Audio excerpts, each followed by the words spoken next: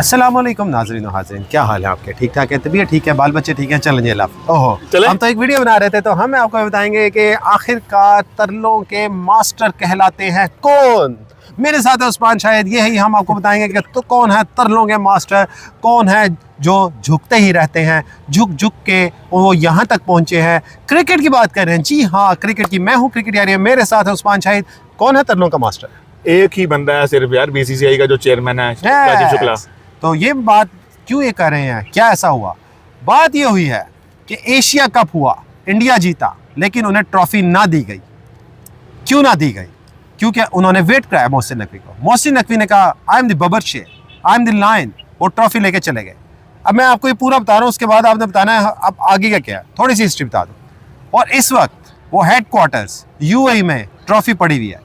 क्या मोहसिन नकवी के पास इतनी अथॉरिटी है कि कोई लॉकर से निकाल नहीं सकता? चाबी उनके पास है, हालांकि चाबी तोड़ भी सकते हैं। हालांकि आईसीसी के चेयरमैन एक इंडियन है जो बड़े आराम से वहां जाके तोड़ के निकाल सकते हैं। इसका मतलब कि एक सियासी और एक शख्सियत उनकी बैक कर रही है मोहसिन नकवी की। Definitely there is something going on back side with इतना स्ट्रांग। आप देखें राजीव शुक्ला, मैं आपको बता देता हूँ, Rajeev Shukla basically sort of agree कर गए हैं कि वो ट्रॉफी लेने के लिए 10 नवंबर को आएंगे। ये तो आपने बड़ा आगे बता दिया। मैं तो सिर्फ ये पूछ रहा हूँ मोहसिन नकवी के बैक कौन कर रहा है? क्योंकि इंडियन मीडिया चीखे मारा है, मैं नाम नहीं लूंगा उन लोगों के, क्योंकि वो छोटे बच्चे हैं हमारे लिए। पहले हमारे से ऊपर थे, अब छोटे हैं।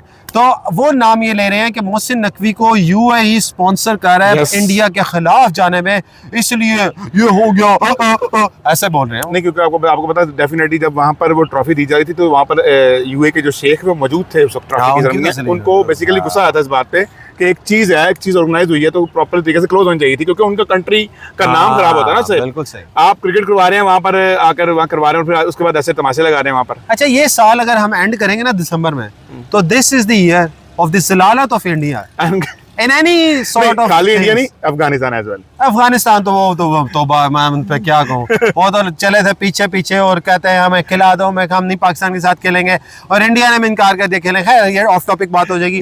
अब मुझे ये बताएं तरलों का क्या फायदा हुआ और क्या नुकसान हुआ? नुकसान ये हुआ कि अब इंडिया ने फाइनली घुटने ऑलमोस्ट टेक दिए हैं, टेक के कहा जी ट्रॉफी हम लेने आ रहे हैं। अब क्या सूर्य कुमार यादव भी ट्रॉफी लेने आएंगे या राजीव शुक्ला दोबारा से आएंगे? अंदर की दोनों आएंगे।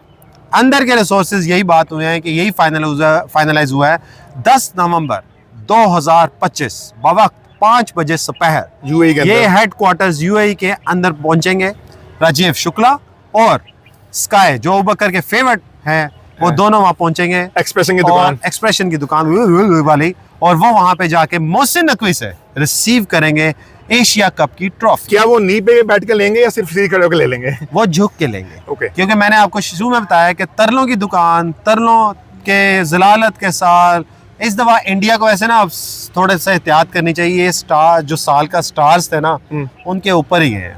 देखे जी होता क्या है इस बार उनके साथ। तो मेरा ख्याल है कि मोहसिन नकवी ने अच्छा किरदार अदा किया। मेरे ख्याल ठीक है, उनको बैक भी किया यूएई ने। he was right. तो अफगानिस्तान जो है वो बिल्कुल बैक एंड में चला गया, इंडिया भी बैक एंड में चला गया।